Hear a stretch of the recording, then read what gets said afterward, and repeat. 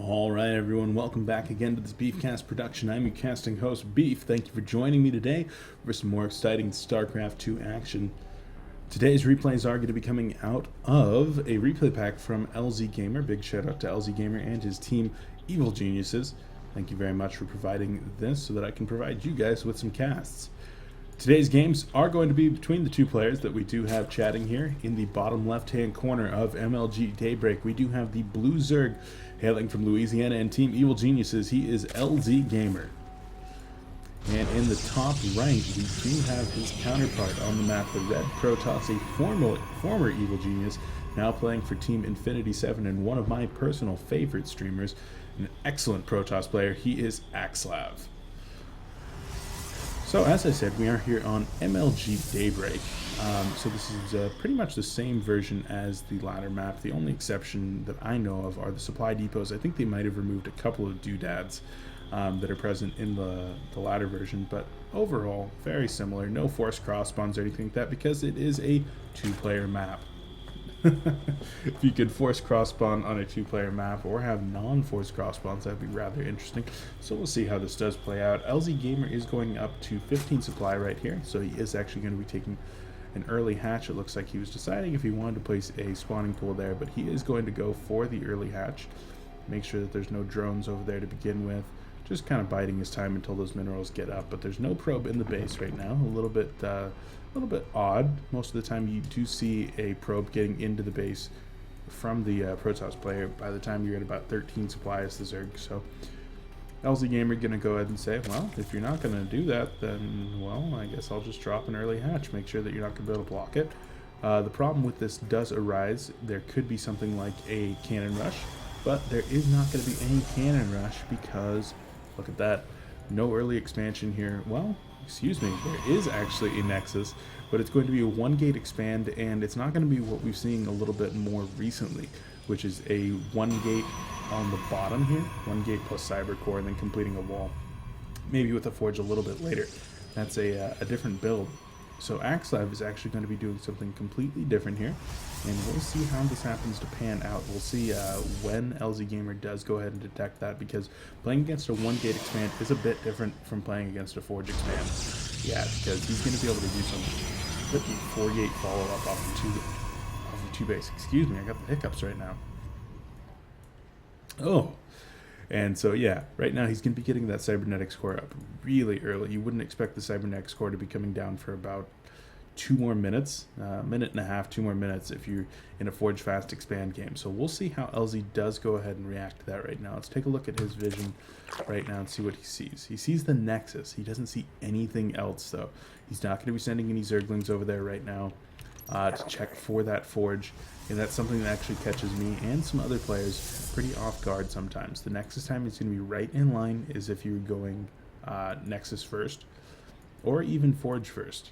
I'm not too confident on my Protoss timings there, but the Nexus timing looks absolutely standard. We'll see if he doesn't see that Zealot right now. So right now, LZ's going to be taking his 3rd base right now. I think he's playing against a Forge Fast expanding Protoss. And that is not the case. Look at that. Warp Gate is coming out already. When that gets to about halfway done, I would not be surprised to see an additional 3 gateways come down right at this pylon right here. And see what happens. The 3rd assimilator is going up. This is once again completely standard from from LzGaMeR, yeah, thinking that he is in a completely normal situation. This is absolutely not normal. 2nd gateway does come down right now. We'll see if there are gateways 3 and 4 or not. Back in LzGaMER's base, he does take his 2 gases here at just before 6 minutes, which is a good thing that he's not cutting those gases. He is going to need those so that he can, I guess he's just going with 2 gate. Sorry, he's going to need those 2 gases so that he's going to be able to get his roaches and his Zerglings out to defend any kind of early gateway pressure here. But we'll see how iS.Axslav does go ahead and approach this for now. He is only going to be operating off of 2 gates, and he is going +1 weapons right now, so the possibility for early pressure is still there, but with only 2 gates, he isn't going to be able to do too much. He might be able to snipe the 3rd, maybe kill some drones, something like that, but he's not going to be able to straight up end the game like I thought he might have been able to if he was going to be going 4 gate off of 2 base after a Nexus. What this does enable him to do is take an absolutely incredibly early third. That is a 7-minute third base here. That is so fast. Early thirds in a Forge Fast Expand game are something like 9 minutes, maybe 10 minutes. But this is 7 minutes. If he doesn't lose this third, he's going to be in such an incredible position. His economic backbone of his army is really just going to be incredible. He's going to be able to get every upgrade that he wants. He's going to be able to double produce off of something like Robo, or you can go multiple tech patterns. But we'll see how LZ reacts to this, and if LZ even figures out that it is happening. Right now, LZ is going all the way up to a total of 5 gases. Lair is halfway done, a little more than halfway done right now. So we'll see what LZ does. Evo Chamber and Roach Warren both went down. Well, Roach Warren went down at 7 minutes.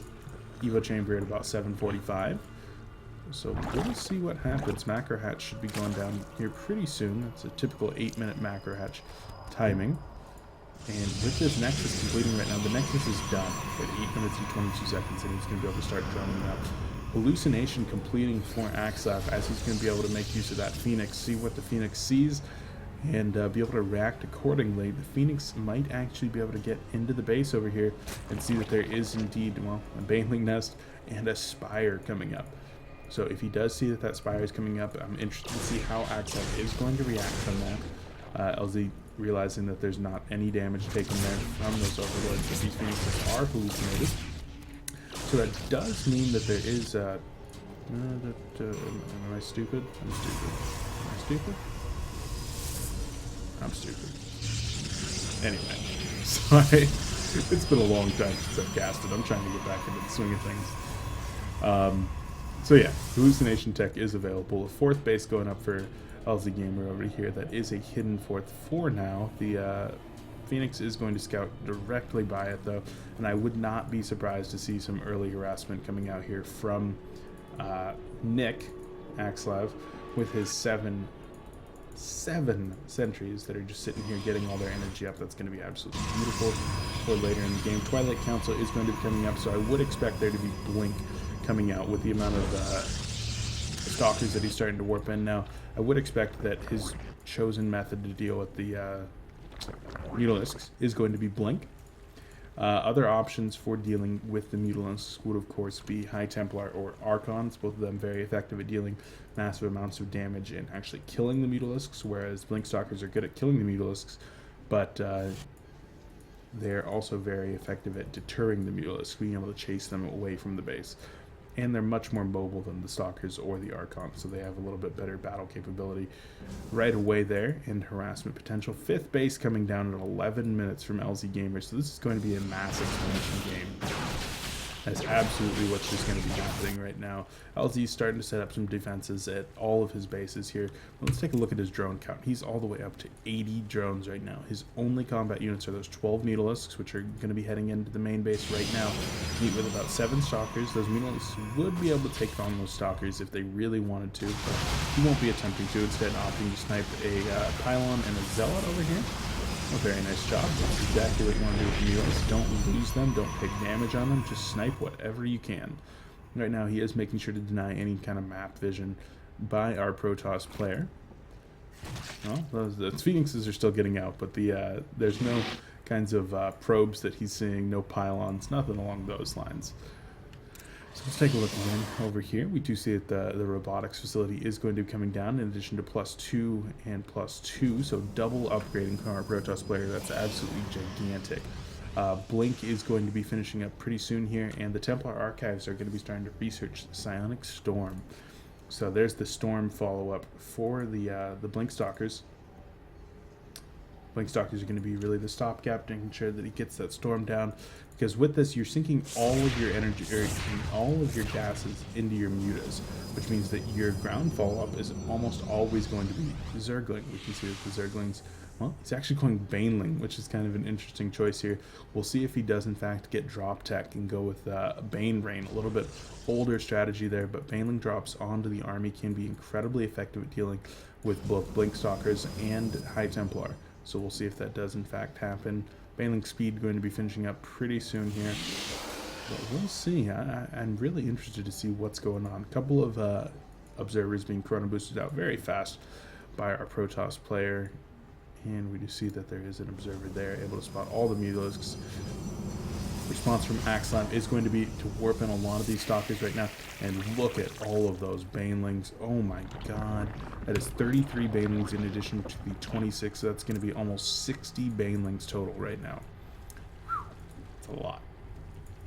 Back at home, due to all this harassment, all of his micro being used for things elsewhere, looks like there is actually a big engagement right now. A ton of force fields going down. That's probably like 20 force fields that have just gone down. And he's completely out of energy. Banelings and Mutilas can be able to clean up every single one of those stalkers as they try to roll on away.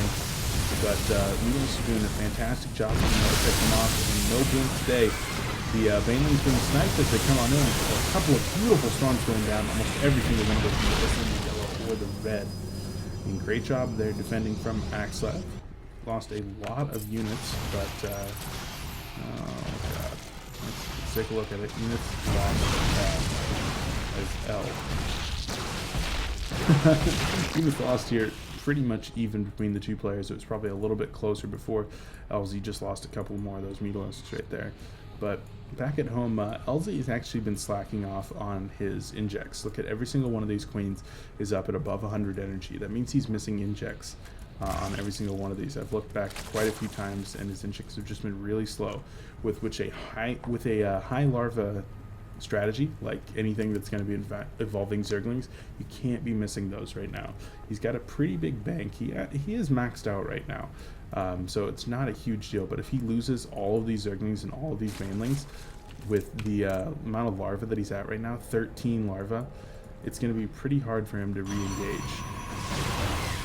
Right now, Zerglings are going to be trying to get in there for flying. A couple of Archons and High Templars are in there, and oh man, look at those Banelings just absolutely demolish the High Templar and some of those Stalkers. However, that one Archon is going to be able to do a lot of work there, finding fall right there, but Mutilas can be coming in, trying to clean up the rest of these first Stalkers. +1 on the Mutilas is done, however, +3 and +2 is done for the Stalkers. So the Stalkers are incredibly effective dealing with the Mutilas right now. If I was LZ, I would be looking at trying to tech off of those Mutilas. It's clear that right now there is no longer going to be able to, the Mutilas are no longer to be effective against the Blink Stalkers with their soon-to-be +3/3 and even +1 shields coming into play right now. With those Mutilas without upgrades, they're just not going to be able to contend. But LzGaMeR's response is instead to drop a second Spire and start double upgrading his own Mutilas. Warp Prism going to be coming out for iS.Axslav right now, something he's very adept at using. But gets spotted pretty easily by Zerglings. LZ going to be getting up to pretty much maxed once again. But like I had mentioned, his larva situation is actually what was holding him back for a little bit there. Injects are starting to pop out right now, so he's getting back up there off of a total of 6 bases. But look at that right there. That is another like 55 Banelings or something along those lines that just started morphing. And he's actually going to be able to get a cancel off on most of those and get them out of there, as he was morphing in a pretty shitty area. High Templar are going to be able to get in there and lay down a couple storms, make sure that those Banelings aren't going to be able to morph and kill off a few of the Zerglings. But back home, we do see that LZ is going to continue to produce Zerglings, not choosing to change out right now. He does have the Greater Spire morphing. Where was it? Greater Spire. Right here. Greater Spire is morphing, so he is going to be moving to that Broodlord tech pretty quickly here. Up at the front, we do see what most Zergs do. The Spinecrawler Wall, trying to buy you time for when you lose the current army and you're trying to remax on Broodlords, Corruptors, and Infestors. And for the first time, we do see Roaches coming out. So we'll see how the Roaches do against the army right now. With no Immortals in this composition, the Roaches are actually going to be relatively effective at dealing with this army. Blink Stalkers are still very good at dealing with Roaches, but with the high DPS of the Zerglings and the targeted DPS of the Mutilas and the Banelings, let's see how this goes. Beautiful Storms there, going to be able to clean up most of that army, preventing them from walking right back in. But look at those gorgeous Storms. Banelings are able to take out almost everything there on the front lines, however. The +2 Mutilas are going to be trying to snipe the remainder of these units, but they do run away right there. I'm not quite sure why. There was a lot of cannons there, so maybe he didn't want to get hit by the cannons. But I feel like LZ really could have cleaned up the rest of those 8 or 9 Stalkers. Maybe he felt that was going to be too many losses. But we'll see. Spinecrawler Wall is holding back here for now. And so we do see that +3 weapons. That's not something that you see too often in this matchup, but +3 weapons is going to be finishing up. Man, Migos are going to be engaged right now by the Blink Stalkers. Migos is forced to retreat. They do not stand a chance against those +3 for even Blink Stalkers currently, even with their +2 of their own. So back here behind the Spine Crawler wall, we do see that the Broodlords are going to be morphing, and that is going to be the late game option here for our Zerg player. Interested to see if there's going to be a mothership coming out or not. Axslav does already have that that fleet beacon down, but right now he is going to be moving up here onto the 4th base of our Zerg player. At the same time, DTs are warped in down here at the what is that, the 4th or the 5th of Axslav. Anyway, DTs are going to be warping in, so they're going to be walking in to do some harassment. At the same time over here, this large strike force is going to be going in. Infestors getting feedback, so we're not able to lay down any fungals, but Storms are going to be able to clean up a large amount of the Zerglings, and Broodlords finally going to be coming in to join the party right now. Archons are not very effective at dealing with Broodlords unless there's an Archon toilet involved. So the Needles even getting in there and being able to put their own damage out onto the Broodlords. Excuse me, Needles able to get in there and put their own damage onto the Archons, not being too afraid of anything, but Dark Templar are able to get over here into the mineral line and start taking out lots and lots of units for our Protoss player. A total of 20 kills on those 2 Dark Templar before they're starting to be sniped here, and both of them go down. I don't know where the last one went. Or if it was able to get any more kills whatsoever. But LzGaMeR is slowly trying to reach his maxed army point. Axslav is going to continue to warp in a few more Dark Templar, in addition to quite a few High Templar. I don't believe that he has a mothership. Oh no, the mothership's right here. It's actually got 175 energy already, so very close to having the double vortex, which is going to be the bane of LzGaMeR's existence, unless he's able to get a lot of Corruptors up. Unfortunately, he's not able to get a lot of Corruptors up right now, simply because he is being attacked at his 4th base. He's going to lose the gas direction from that 4th base. The 8 gases is actually what he really needs to be able to get this major force of army up. And he's still operating off of 8 gases, but he really wants some more, and a beautiful recall right there from the mothership. All the units making it back home. There were some very nice storms that were coming down there. Did end up losing 3 High Templar in the process, but very nice storms, making sure to defend from all the Zergling pressure that was being thrown at him while he was trying to take out a 3rd base. And so let's take a look. Everything's pretty normal back in the bases right now. We do see that +2 for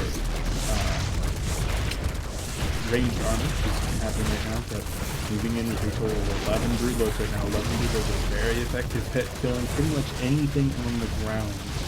So we'll see how Axslav does go ahead and choose to engage this right now. The mothership is down to 128 energy, so it is not going to be able to do double vortex, but 1 vortex is all that he might need.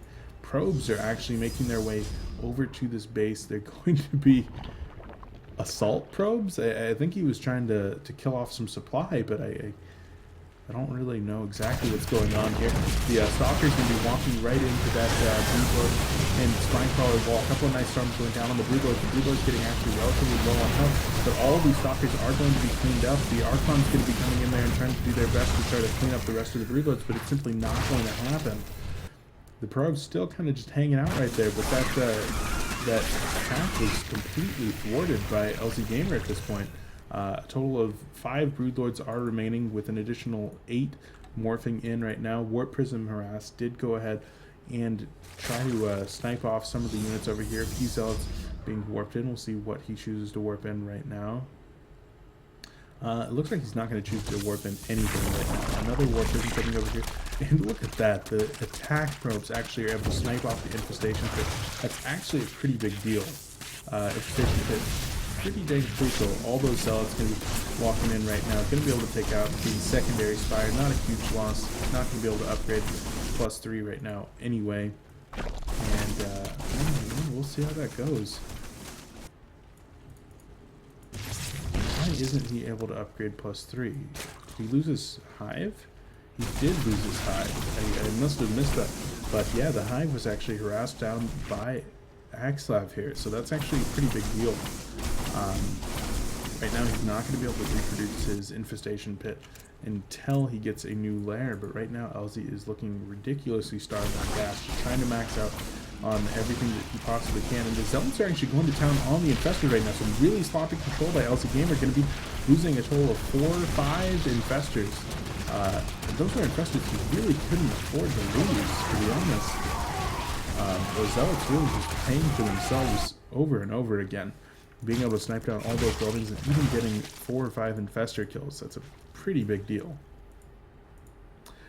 So the gases are actually almost completely mined out over here at the natural, going to be mined out at the 3rd very quickly, just getting operated again here at the 4th and the 5th. Both of those are good, but he really needs the gases here at his main again. So it's unfortunate that he's not able to make that happen, but right now the army is looking incredibly scary. We're looking at 13 Broodlords, we're looking at 13 Corruptors, even a couple of Mutalisks in there, it still looked like. I might be wrong there.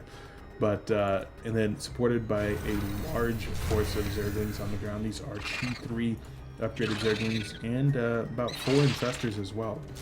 So we'll see how the engagement does pan out. That mothership has just been idling around and gathering up energy, but all the while the Protoss player has been transitioning to a Stargate composition. And while Corruptors are extremely effective at dealing with the Stargate composition, they kill absolutely everything that comes out of a Stargate very, very well. The problem is that it normally is going to take at least 1 max out, 1 secondary max out to deal with a composition like this, especially if there's going to be a large vortex that does end up happening. So the vortex for the mothership is kind of hanging out that way right now, letting the rest of the force do its thing. Here comes the mothership, and right now it's going to be looking to land a big vortex. I don't think there's going to be any kind of neural parasite action going on right now. And look at that, there's the vortex. Where's the vortex? There's not a vortex. There's no vortex. So the carriers are going to be trying to clean up the rest of these Corruptors. The Corruptors are so good at killing everything here. They're able to take down the Voiders. They're able to take down one of the carriers and see if they're able to get back in there. But right now, it looks like the Corruptor force is not going to be large enough. Every single one of these Reloads is going to die. Base does end up surviving, at least for now. Zerglings are going to be cleaning that up, but a couple of Zealots warping in are going to be able to put an end to that. But with the low gas situation that LzGaMeR is on right now, its inability to remax on something is going to be able to deal with these Corruptors and carriers. I think that it's looking like lights out for LzGaMeR in this game, but we will go ahead and see. Might be able to pull off some absolute crazy stuff. A couple of these Corruptors hitting at the last stand over here, able to take out a couple more of these Void Rays, maybe even able to snipe one of the Corruptors, or the carriers. No, it doesn't look like it right now. Spore Crawlers on the ground are actually an excellent way to deal with this. Going to be able to snipe one of those carriers and do use the Corruptor for it. Yeah, Spore Crawlers with these excess of minerals are actually going to be really effective at dealing with any kind of aggression from the Void Rays and the carriers, but right now he's not able to prevent the Protoss player from mining from any of his fresh bases over here. He's got 2 additional bases that he's mining from, so yeah, we'll see how the Zerg player does go ahead and finish this up. 42 Zerglings can be produced right now, but Zerglings unfortunately are not very good at dealing with Void Rays or carriers. And yeah, Dark Templar is going to be warped in at a couple different locations, it looked like. I don't know exactly where, but there's a Dark Templar there. Yeah. So we'll see if that Dark Templar is able to get anything done over there. Walks right into a bunch of spores and spines, so not able to get too much done. Oh, he's actually able to stand right there in the outer range of the spine crawlers. That's beautiful. Very nice. Queen is going to walk in there and try to make short work of him though. All the while, all the other queens, looks like a total of like 8 queens or something. We're going to go over there to deal with that one Dark Templar. Not exactly what you want to have happen, but LzGaMeR is actually falling apart a little bit at this point, bringing his queen off of that hatchery. I don't know if he's actually going to just bring all of his queens to bear with this final push here. That is one way of dealing with this. Corruptors, queens, and Zerglings can be coming in as the main force, and the Zerglings are actually able to clean up everything on the ground right now. Queens are actually doing pretty dang well against something like the Void Rays. So with the no interceptors out, it looks like the carriers are at about half the amount of interceptors that they should have, having to constantly reproduce it. But it actually looks like LzGaMeR might still have a chance here. The Queens are back at the base right now, just trying to kind of get their bearings back together, say, hey, okay, what are we going to do about this? Dark Templars are going to be in there to try to deal with any kind of ground force, maybe even put on a little bit of harassment from this point out, but this has turned into a very low eco game. All of the mining going on over here has ceased for the most part, down to about 6 probes just mining gases and a little bit of minerals over there. Most of those probes are going to be transferred to the other bases that do have more minerals left on them. This base right here has actually not been touched by either player. Every time that it goes down, it gets sniped. So that is one of the last remaining bastions of minerals in the entire game.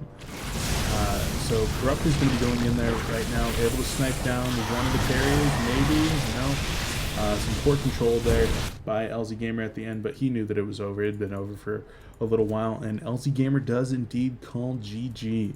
So a fantastic game there between LzGaMeR and iS.Axslav. Congratulations to iS.Axslav for taking this. This was probably just a custom game between these two players.